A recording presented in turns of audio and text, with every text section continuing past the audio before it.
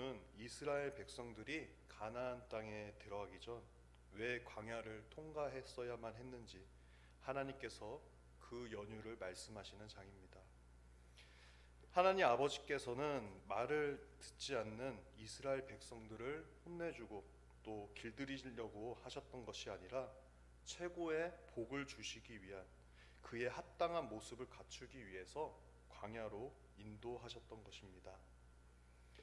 하나님께서 이스라엘 백성들이 광야에서 훈련받던 것처럼 삶을 대하는 모든 태도가 그렇게만 산다면, 광야에서처럼만 산다면 가나안 땅도 차지하고 이 세상에서 어떤 복도 받지 못할 것이 없다고 말씀하셨습니다. 그리고 백성들에게 약속하셨습니다. 우리는 살아가면서 여러 가지로 많은 어려움을 겪거나 또는 겪는 중일 수도 있습니다. 이것은 우리에게 광야의 훈련일 수 있습니다. 이 과정 중에서 우리가 알아야 하는 것은 이 훈련이 우리가 호의호식하면서 잘 살기 위한 것이 아니라 정말 살아야 하는 곳, 하나님께서 정말로 원하시는 곳에 있는 곳, 우리 삶에 바라시는 그 하나님의 복을 누리기 위해서는 반드시 이 광야의 훈련이 동반되어야 한다는 것입니다. 그런데 이 과정 가운데 그냥 고생만 하고 넘어가는 게 아니라 이 가운데서 반드시 배워야 할 것이 있고 삶 가운데 그 배움을 새겨야 할 것들이 반드시 있습니다. 이것을 기억하며 하나님의 자녀로서 진정한 번성 또 복음의 번영을 누리기 위해 오늘 말씀을 함께 살펴보고자 합니다. 먼저 첫 번째는 광야는 하나님이 동행하심을 보여주는 시간입니다. 우리가 계속해서 매주 신명기 말씀을 살펴보며 이집트에서 탈출한 백성이 가나안 땅으로 가려면 그리 어려운 여정이 아니었음을 우리는 알고 있습니다. 이집트 땅에서 가나안 땅까지 직선으로만 간다면 아주 편하게 갈 수 있는 좋은 길이었기 때문입니다. 그러나 이스라엘 백성들은 구불구불 돌아서 가므로 고생을 많이 했습니다. 전혀 길도 없는 광야로 하나님께서는 몰아넣으셔서 고생하게 만드셨습니다. 이런 일들이 이스라엘 백성들의 입장에서 본다면은 도저히 이해할 수가 없습니다. 왜 하나님께서는 이스라엘 백성들을 일부러 이렇게 심한 고생을 시키셨는지도 의문이 듭니다. 그런데 그 이유는 광야에서 하나님과 함께 행하도록 하기 위해서였습니다. 오늘 본문의 1절을 보겠습니다. 내가 오늘 명하는 모든 명령을 너희는 지켜 행하라. 그리하면 너희가 살고 번성하고 여호와께서 너희의 조상들에게 맹세하신 땅에 들어가서 그것을 차지하게 하리라. 아멘. 이스라엘 백성들 입장에서 생각해 보면 하나님께서는 참 이상한 말씀을 하십니다. 너네들이 내 말을 잘 지키면 가나안 땅을 가지게 될 것이고 그 땅에서 많은 복을 누릴 거라, 이런 말씀을 하십니다. 가나안 땅은 우리도 잘 알다시피 주인 없는 빈 땅도 아니고 거기에 사는 이들은 강력한 군대를 가진 사람들인데 하나님은 자신의 말만 잘 지키면 그 강한 군인들과 무기들을 이겨내고 가나안 땅을 차지한다고 말씀하시니 말입니다. 하지만 우리가 주님의 자녀로서 신앙생활을 하면서 깨달은 경험들이 다 있죠. 바로 하나님의 말씀을 지키는 것입니다. 하나님과 함께 하시는 가장 중요한 방법이 하나님의 말씀을 지키는 것입니다. 그래서 하나님께서는 가나안 땅을 정복할 군인과 무기를 대신해서 어떤 상황에서도 하나님과 함께하는 백성들을 만들기 위해서 광야로 이스라엘 민족들을 친히 데리고 들어가셨습니다. 그리고 이스라엘 백성들에게 하나님을 체험하게 하시고 영원히 그들과 동행하기 위한 준비를 하셨습니다. 물론 이스라엘 백성들이 아무리 하나님의 말씀을 가져도 그들의 힘만으로는 절대로 가나안 사람들을 이길 수도 없고 가나안 땅에 있는 복을 누릴 수도 없었습니다. 그러나 이스라엘 백성들이 하나님의 말씀을 가질 뿐만 아니라 그 말씀을 사랑할 때 하나님의 그 신적인 능력이 이스라엘에 임하면서 아무리 강한 가나안 사람들도 이기고 가나안의 무기들도 이기고 가나안의 성벽도 뚫고 승리하게 되는 것입니다. 우리가 아무리 부족하더라도 연약하더라도 하나님의 말씀을 사랑하고 붙잡는다면 그 광야 가운데서도 하나님은 우리의 모든 부족함을 채우시고 책임져 주시고 또 우리를 더욱 사랑으로 여기실 것입니다. 광야 가운데 있을지라도 하나님의 말씀을 가지고 사랑하고 붙들며 하나님의 동행하심을 경험하는, 광야의 시내산에서 이스라엘 백성들에게 나타나셨던 그 하나님의 도우심이 함께 하시길 예수님의 이름으로 기도드립니다. 두 번째는 광야에서 삶과 죽음은 말씀에 달려 있었습니다. 오늘 본문 3에서 4절을 함께 읽어보겠습니다. 너를 낮추시며 너를 줄이게 하시며 또 너도 알지 못하며 내 조상들도 알지 못하던 만나를 내게 먹이신 것은 사람이 떡으로만 사는 것이 아니요 여호와의 입에서 나오는 모든 말씀으로 사는 줄을 내가 알게 하려 하심이라. 이 40년 동안에 내 의복이 헤어지지 아니하고 내 발이 부르트지 아니하였느니라. 아멘. 우리가 살아가면서 의식주 문제는 너무나 중요한 것 같습니다. 의식주가 기본적으로 받쳐주지 않으면은 하나님도 보이지 않는 것 같습니다. 세상에서 도저히 살아남을 수 없는 문제인 것 같습니다. 그래서 이 의식주를 해결하기 위한 수입을 갖기 위해 직업이든 사업이든 유산이든 이런 것들을 가지고 살아갑니다. 이 문제가 얼마나 큰 문제인지 자신의 재산에 감당 못할 빚이 생기면 스스로 삶을 내려놓는 사람들까지 있습니다. 그런데 하나님께서는 오늘 본문 3에서 4절에 나오듯 이스라엘 백성들에게 삶의 다른 원리를 가르쳐 주셨습니다. 사람이 떡으로만 사는 것이 아니다.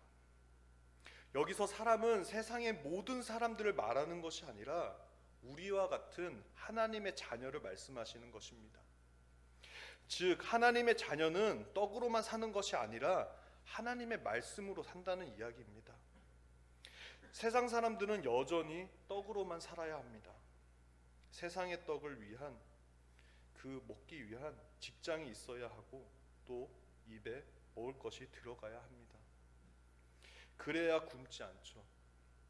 그런데 사람들은 굶지 않음에도 불구하고 삶의 풍요를 위해 간절하게 돈을 보고 더 벌기 위해서 치열하게 살아갑니다. 그러나 하나님의 백성들은 떡으로 살지 않고 하나님 말씀으로 삽니다. 이것을 이스라엘 백성들은 실제로 체험했습니다. 이스라엘 백성들은 광야에서 농사를 지은 것도 장사를 한 것도 아니고 가진 것도 없었습니다. 그럼에도 불구하고 무려 40년의 세월을 그 광야에서 굶어 죽지 않았습니다. 신기하게도 옷도 헤어지지 않았습니다. 신기하게 발도 부르트지 않았습니다. 즉 병에 걸려 죽지 않았다는 것입니다. 이것은 정말 현명적인 개념이 아닐 수 없습니다. 하나님의 백성들이 살고 죽는 것이 양식이나 수입이나 재산에 달린 것이 아니라 그 광야에서는 하나님의 말씀에 듣는 것에 달렸다는 것입니다. 하지만 하나님께서 광야에서 의식주를 책임져 주신다는 것은 잘 먹고 잘 살게 하시는 것이 아닐 수도 있습니다. 어쩌면 딱 정말 굶지 않을 정도로만 살게 하실 수 있습니다. 그러나 이것은 초라하지 않습니다. 정말 고귀한 삶입니다. 광야에서 만나로 살아남은 광야의 체험은 하나님의 말씀의 모든 능력과 복이 있음을 깨닫게 하는 것이기 때문입니다. 온 세상 만물을 말씀으로 창조하신 하나님께서 그 말씀을 통해 우리를 살게 하시고 또 우리를 치료하시고 아무것도 없는 중에 모든 것을 있게 하시는 것을 알게 하기 때문입니다. 대부분의 사람들은 먹고 사는 문제에 목이 메어서 하나님의 말씀을 그만큼 사랑하지 않습니다. 그러나 하나님은 자신의 말씀을 붙드는 자들을 너무나도 사랑하십니다. 세 번째는 가나안 땅에서도 광야를 잊어서는 안 됩니다. 7에서 9절을 함께 읽겠습니다. 내 하나님 여호와께서 너를 아름다운 땅에 이르게 하시나니 그곳은 골짜기든지 산지든지 시내와 분천과 샘이 흐르고 밀과 보리의 소산지요 포도와 무화과와 석류와 감람나무와 꿀의 소산지라. 내가 먹을 것에 모자람이 없고 내게 아무 부족함이 없는 땅이며 그 땅의 돌은 철이요 산에서는 동을 캘 것이라. 아멘. 이 말씀을 읽으면 참 기분이 좋습니다. 광야의 삶 가운데, 인생의 고생 끝 가운데 삶의 경제적 풍요와 그로 인한 안정이 넘쳐날 것 같기 때문입니다. 우리도 이런 기분을 느낄 텐데 그 당시에 이스라엘 백성들은 얼마나 꿈만 같은 축복의 말씀이었겠습니까? 농사나 모축을 하기에 넘쳐나는 물과 곡식과 과일도 넘쳐나고 더군다나 요즘으로 따진다면 석유만큼이나 값진 철이나 돈까지도 풍부했습니다. 조상 대대로 자기 땅도 없고 성도 없고 논밭도 없고 여기저기 또 돌아다니고 노예 생활도 하던 그 이스라엘 백성들이 최고로 잘 사는 사람들이 된다는 것이 얼마나 그들은 기쁘고 설레었겠습니까? 광야에서 40년을 고생한다고 쳐도 앞으로의 삶, 영구적인 미래를 봐도 가나안 땅만 차지한다면 40년이 아니라 400년을 고생한다 해도 아무것도 아니었을 것입니다. 하지만 이런 복 가운데도 오히려 큰 시험이 있었습니다. 광야에서는 하나님의 도움이 없으면 정말 의지할 것 없는 그 광야 가운데 있을 때는 하나님의 도움 없이는 당장 모든 것이 무너질 것 같은데 그래서 하나님만 붙들게 되는데 이러한 가나안 땅의 풍요는 굳이 하나님만 붙들지 않아도 매일 양식이 있고 더군다나 더 기름지고 윤기나는 양식이고 40년 동안 헤어지지 않던 그 의복 역시 풍요로우니 매번 좋은 옷을 입을 수 있으니 하나님만 붙잡지 않아도 그 가나안 땅에서 주는 그 자체로 주는 복 때문에 얼마든지 살아갈 수 있고 잘 살아갈 수 있기 때문입니다. 그래서 14절에서 16절을 보면 광야에서 이스라엘 백성들에게 만나를 먹이시고 반석에서 생수를 나게 하신 그 하나님이 가나안 땅에 좋은 모든 것을 더하셨다고 말씀하시면서 광야에서 하나님만 찾던 그 신앙을 이어가라고 명하시는 것입니다. 우리의 삶이 신앙을 위해 고생만 한다면 또 그 삶이 얼마나 고단하겠습니까? 어쩌면 더 건조한 삶이 될 수가 있습니다. 그래서 하나님께서 오늘날에도 주의 자녀들이 고생하게 하시는 것은 언제까지나 그렇게 평생을 고생하게 하시며 절박하게 하나님만 찾게 만들진 않습니다. 그래서 풍요도 경험하게 하시고 자녀들이 누리는 그 복을 보면서 염려하시는 한편 또한 기뻐하시기도 할 것 같습니다. 그런데 우리가 진정한 광야를 통과한 주님의 자녀들이라면 어떻게 해야 합니까? 가나안 땅의 풍요와 평안한 생활이 자신의 신앙을 무디게 만들고 하나님 앞에서 다시 가난하게 살게 못한다면 그런 마음을 항상 두려운 마음으로 간직하고 기억해야 할 것입니다. 오늘 본문을 묵상하고 느낀 점은 하나님이 이스라엘 백성들의 그 마음을 이중으로 테스트하신 것 같다는 것입니다. 하나는 극단적인 어려움, 광야 가운데서 하나님을 전적으로 의지하는 법을 테스트하셨고 다른 하나는 젖과 꿀이 흐르는 그 가나안 땅의 복을 다 누리면서도 하나님 앞에 그 가난한 마음, 어려웠던 시절을 잊지 않는 그 겸손함을 보시려고 하셨던 것 같습니다. 그러나 이스라엘 백성들은 가나안에서 누리는 복을 하나님의 그 말씀의 양식으로 만들지 못했죠. 그래서 하나님을 조금씩 잊고 풍요만을 만끽하다가 결국 하나님을 잊고 우상 숭배에 빠져서 모두 멸망하고 말았습니다. 그러하게 우리는 떡으로만 사는 인생이 아님을 늘 기억해야 합니다. 하나님의 말씀으로 사는 인생입니다. 세상의 화려함과 편안함을 쫓아가서는 안 됩니다. 우리에게는 하나님이 진정한 복이시고 다른 것들은 모두 따라오는 부수적인 것이기 때문에 주된 복과 부수적인 복을 잘 정리하면서 살아가야 합니다.